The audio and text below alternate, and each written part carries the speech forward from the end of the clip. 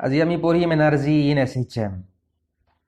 অকমান হাত দুখান বহল কৰি লওক আৰু অলপ এনাৰ্জি আনক গাত কাৰণ এইটো বেছি টান টপিক নহয় ইজি টপিক সো SHM যেতিয়া আমি দেখো তেতিয়াহ'লে আমি কনসিডাৰ কৰো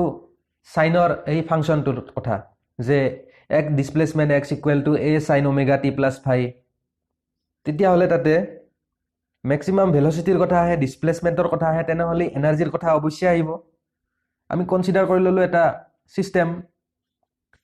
পেন্ডুলামে ধৰলো পেন্ডুলামে এনেকে টু এণ্ড ফ্ৰ মোশন কৰিব পাৰে যেতিয়া তাক ডিসপ্লেস কৰা যায় আমি কনসিডাৰ কৰিলি প্ৰথমতে এইটো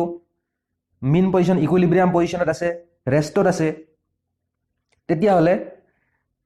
ৰেষ্টত x ইকুৱেল 0 সময়ত আছে t ইকুৱেল 0 সময়ত তেতিয়াহ'লে এই মাছটোক ৰাইট পিনে আহি এটা এক্সট্ৰিম পজিশনত আনিলো তে ইয়াতে ফোৰ্স এক্ট হল না এটা ফোৰ্স এক্সাৰ্ট হৈছে তাৰ পিছত হে ইয়াত ইকুইলিব্ৰিয়াম পজিশন আহি পাইছে সৰি এক্সট্ৰিম পজিশন আহি পাইছে তে ওয়াৰ্ক ডান এগেইনস্ট কৰিব লাগিব তেতিয়াহ'লে ই এটা পটেনশিয়াল এনাৰ্জি পাব ওয়াৰ্ক ডান কৰাৰ কাৰণে ফোৰ্স এটা আহিল তাৰ কাৰণে পটেনশিয়াল এনাৰ্জি এটা পাল আৰু যেতিয়া ইয়াৰ পৰা ৰিলিজ কৰা হ'ব হি আকৌ ইকুইলিব্ৰিয়াম পজিশনত আহিব আৰু সেইখিনি সময়ত এটা ভেলোসিটি পাবহি আৰু ভেলোসিটি আহিলে আমি জানো কাইনেটিক এনাৰ্জি পায় এখানে ইয়াতে পটেনশিয়াল এনাৰ্জি আৰু কাইনেটিক এনাৰ্জি দুটা আহিব সাইমালটেনিয়াসলি কেনেকৈ হ'ব আমি তাক চাম এবাৰ সেটা আমি দেখা পালো ইটোৰ পৰা ফিগাৰৰ পৰা যে কাইনেটিক এনাৰ্জি ভেৰিয়েবল ভেৰাই কৰি থাকে কিন্তু একলা কাইনেটিক এনাৰ্জিটো ভেৰিয়েবল নহয় পটেনশিয়াল এনাৰ্জিও ভেৰিয়েবল ভেৰাই কৰি আছে টাইমৰ লগত আৰু এই দুটাৰে মিলি টোটাল এনাৰ্জি হ'ব টোটাল মেকানিক্যাল এনাৰ্জি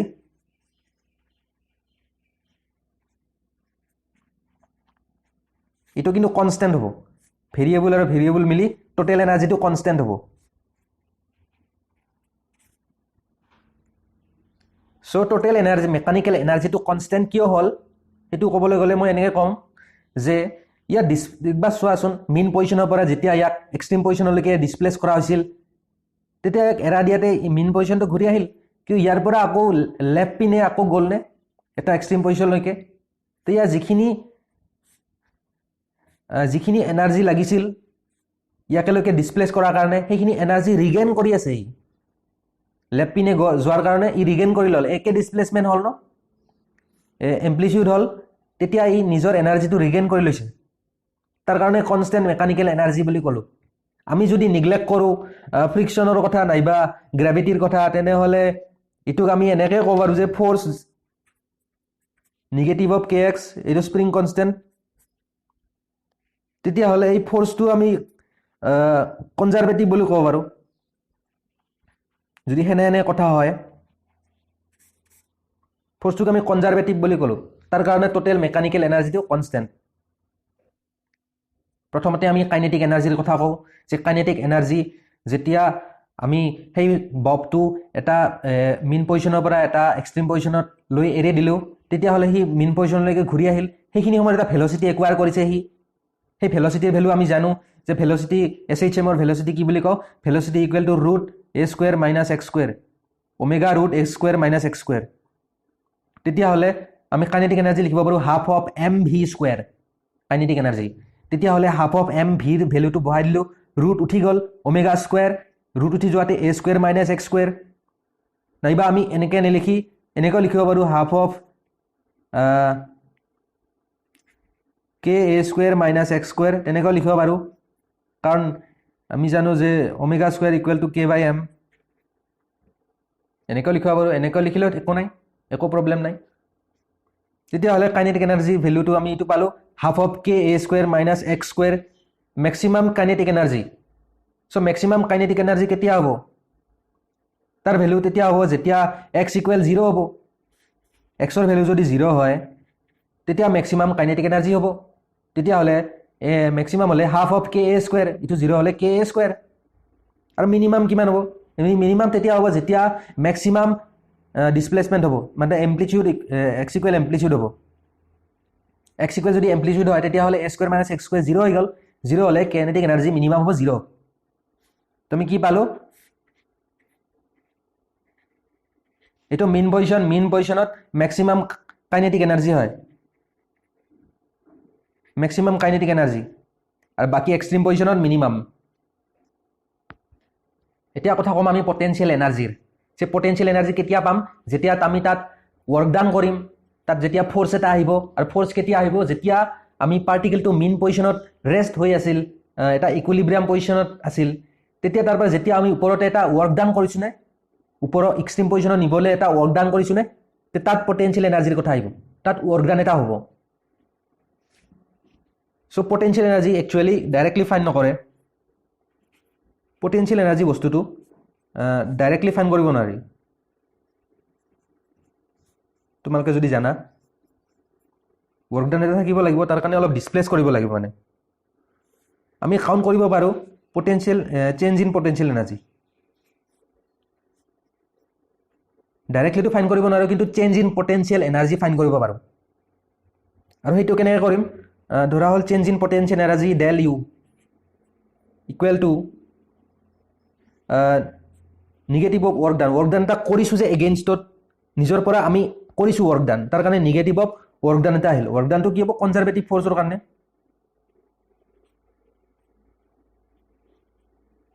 আমি কনজাৰভেটিভ ফোৰ্সৰ কথা কৈছিলো F equal negative of kx তো আমি এটা সিস্টেম ধৰি ললো এটো মেইন পজিশন এইটো এক্সট্ৰিম পজিশন এম্প্লিটিউড মানে তে আমি ইয়াৰ পৰা এটা ডিসটেন্স x লৈকে মানে আমি ববটো লৈ গলো মানে এই মাসটো আমি ক্যাৰি কৰিলো x ডিসটেন্স লৈকে ইয়াত এটা ফোৰ্স অবভিয়াসলি লাগিব এই ফোৰ্সটো নিগেটিভ অফ kx বুলি ধৰি ললো আৰু এটা স্মল ডিসটেন্স dx ধৰি ললো তেতিয়া হলে আমি চেঞ্জ ইন পটেনশিয়াল এনাৰ্জি মই এনেকৈ লিখো ইন্টিগ্ৰেশন অফ del u আৰু নিগেটিভ অফ ওয়াৰ্ক ডানটো আমি এনেকৈ লিখিম যে integration of negative of work done conservative means c বুলি দিলো তলত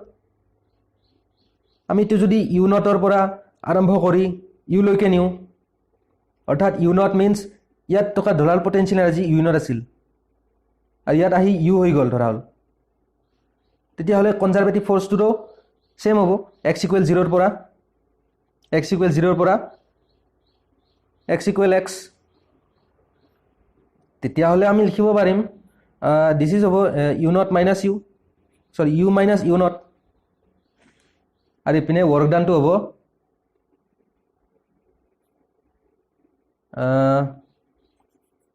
ওয়ার্ক ডান মানে তো আমি জানো kx dx cos pi হ'ব কি হ'ব force equal to minus of kx আছিল ন আৰু ওয়াৰ্ক ডান মানে জানো ফোৰ্স ইনটু ডিসপ্লেসমেন্ট এই ফোৰ্স ইনটু ডিসপ্লেসমেন্ট dx আৰু এটা এংগল থাকিব cos pi কাৰণ 180 ডিগ্ৰীত গৈছে ডট প্ৰডাক্টৰ কাৰণে এটো হল আৰু x ইকুৱেল 0 ৰ পৰা x ইকুৱেল x হ'ব তো তেতিয়া হলে আমি ফাইনালি লিখিব পাৰো u equal half of kx square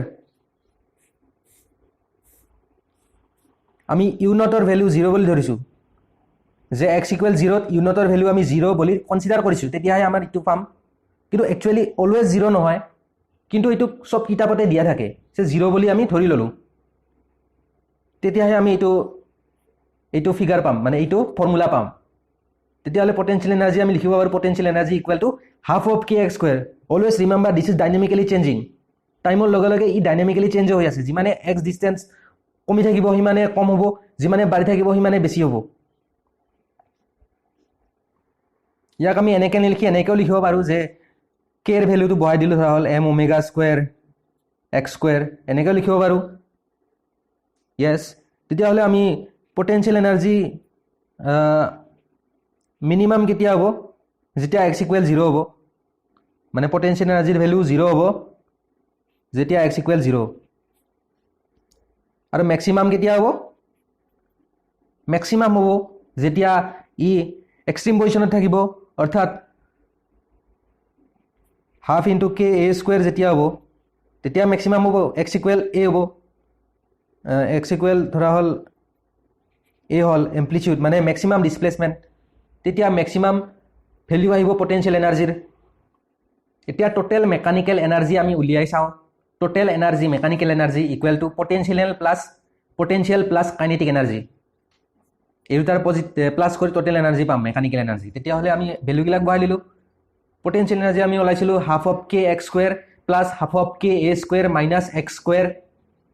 এইটো কাইনেটিক এনাৰ্জি এইটো potential energy any instant of টাইমৰ কাৰণে তেতিয়াহ'লে আমাৰ কে এক্স স্কুৱেৰ এইটো কে কাটি গৈ ফাইনেল থাকিব half of K A square total energy হ'ল half of K A square নাইবা এনেকৈ লিখি আমি এনেকৈ লিখিব পাৰোঁ যে half of M omega square A square কেৰ ভেলু নিদিয়া একে কথা জাষ্ট আমি ছাবষ্টিটিউট কৰি দিলোঁ কেৰ ভেলুটো তো এইটো হৈছে টোটেল এনাৰ্জি তেতিয়া আমি ইয়াতে এটা যদি কথা লক্ষ্য কৰোঁ তেতিয়াহ'লে আমি দেখা পাম যে টোটেল এনাৰ্জিৰ মেক্সিমাম ভেলিউ পটেনচিয়েল এনাৰ্জিৰ maximum value K A square হ'ব half of K A square আৰু কাইনেটিক এনাৰ্জিৰ maximum value half of K A square maximum value দুয়োটাৰে সমান কিন্তু বেলেগ টাইমৰ ইনষ্টেণ্টত ইয়াতে এক্স ইকুৱেল এ হ'ব লাগিব এক্সট্ৰিম পজিশ্যনত মেক্সিমাম হ'ব আৰু কাইনেটিক এনাৰ্জিৰ ক্ষেত্ৰত যেতিয়া মিন পজিশ্যনত থাকিব ইকুইলিব্ৰিয়াম পজিশ্যনত তেতিয়া মেক্সিমাম হ'ব চ' দুয়োটা চাইমেলটেনিয়াছলি বেলেগ ভাইচ ভাৰ্চা মানে এটা যদি বেছি হয় এটা কম হ'ব মিনিমাম হ'ব এটা মিনিমাম হ'লে এটা মেক্সিমাম হ'ব তেনেকৈ ভাবি আমি এটা গ্ৰাফো বনালোঁ এইটো এনাৰ্জিৰ ওপৰত আৰু এইটো হৈছে ডিছপ্লেচমেণ্টৰ চ' পটেনচিয়েল এনাৰ্জি মেক্সিমাম হ'ব যেতিয়া এক্সট্ৰিম পজিশ্যনত থাকিব আৰু কাইনেটিক এনাৰ্জি মিনিমাম হ'ব যেতিয়া মিন পজিশ্যনত থাকিব তো গ্ৰাফটো এনেকৈ বনাব পাৰোঁ আমি this is the graph for energy and displacement এতিয়ালৈকে আমি দেখিলোঁ কাইনেটিক এনাৰ্জি পটেনচিয়েল এনাৰ্জি আৰু তাৰ টোটেল এনাৰ্জিৰ ভেলুবিলাক তাৰ যদি অন্য দিশেদি আমি চাওঁ অন্য এটা পক্ষৰে চাওঁ তেতিয়াহ'লে তাৰ এটা এপ্লিকেশ্যনো আছে যে আমি total energy of an oscillator এনেকৈ লিখিব পাৰোঁ যে energy equal to kinetic plus potential kinetic মানে half of M V square আৰু পটেনচিয়েল মানে half of K X square yes potential এনেকৈ লিখিব পাৰোঁ half of K X square